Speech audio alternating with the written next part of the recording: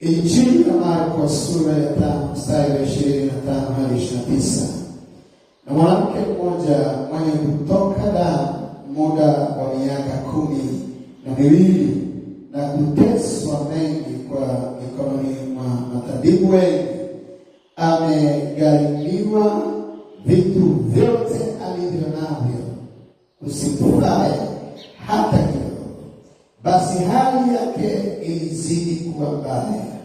Aliposikia habari za Yesu akapita katika mkutano wa nyuma, akaligusa vazi lake, maana alisema, nikiagusa mavazi yake tu nitapona. Mara chemchemi ya damu yake ikakauka, naye akafahamu mwilini mwake kwamba amepona msiba ule. Bwana alibariki neno lake.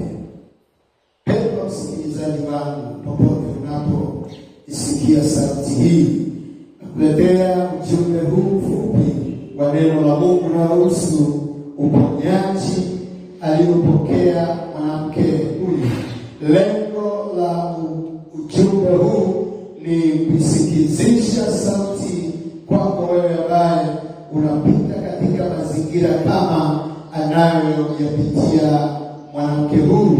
Haijalishi kwa jina la ugonjwa ni tofauti, kwa tatizo lako wewe linaitwaje, lakini unapita. Biblia inatuambia habari za mwanamke huyu, ya kwamba huyu mwanamke alipata shida mwilini mwake na ugonjwa ulimtesa kiasi ya kwamba aliuza vitu vyake vyote, alitoa mali zake zote, aliachilia hazina yake yote, akagharamia kupeleka hospitalini chini ya mikono ya matabibu wengi ili waweze kumtibu, lakini hakupona ugonjwa wake, hakupata tiba ya tatizo hilo. Sasa Biblia inatuambia siku moja akasikia Yesu anapita njia ile, Yesu anapita eneo ile, na kwa sababu Yesu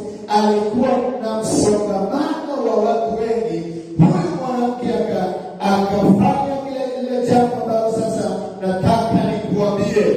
Endapo kama utafanya jambo hili, na wewe utakuwa mzima. Huyu mwanamke akadhamiria moyoni mwake.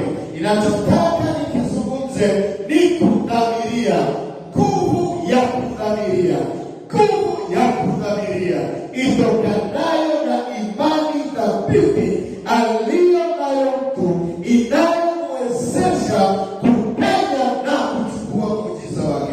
Huyu mwanamke akadhamiria moyoni mwake, akasema, nitakwenda, nitajipenyeza katikati ya kusanyiko, nitainama, nitainuka, nitapenyeza, nitawasukuma watu niwe liwalo, lakini nitakwenda mpaka nisogelee, na kisha nitaligusa pindo la vazi lake, na nina imani kwa kufanya hivyo nitakuwa mzima. Huyu mwanamke mmoja alidhamiria moyoni mwake ni nini anachotaka kufanya ili awe mzima. Namba 2, alikuwa na imani. Alijenga imani yake ya kwamba nitakapogusa pindo la vazi lake lazima nitapona. Jambo la 3, alitumia jitihada zake zote ili kufanikisha dhamirio la imani yake. Imani pasipo matendo imekufa.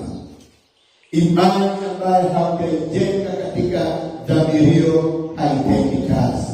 Mpendwa msikilizaji wangu, popote unaponisikia, ni hali gani unakuwa ukipitia, ni maumivu ya jinsi gani, imekugharimu kwa jinsi gani, umetoa wingi wa vitu vyako na sasa umebaki vile ulivyo, nataka nikuambie, dhamiria na kisha weka imani yako kama mwanamke huyu.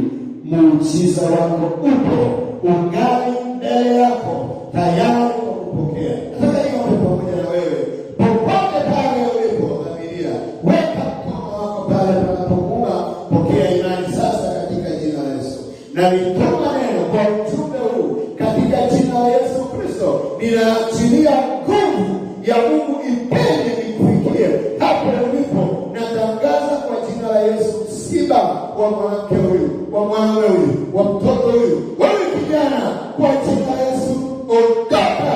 Na achilia uponyaji kwenye maisha yake kuanzia dakika hii.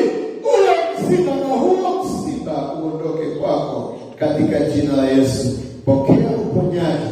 Bora nisikiliza kwa njia ya mtandao, Bwana akuguse sasa. Anza kudhamiria sasa, na unapokea muujiza wako. Pokea huo muujiza kwa jina la Yesu.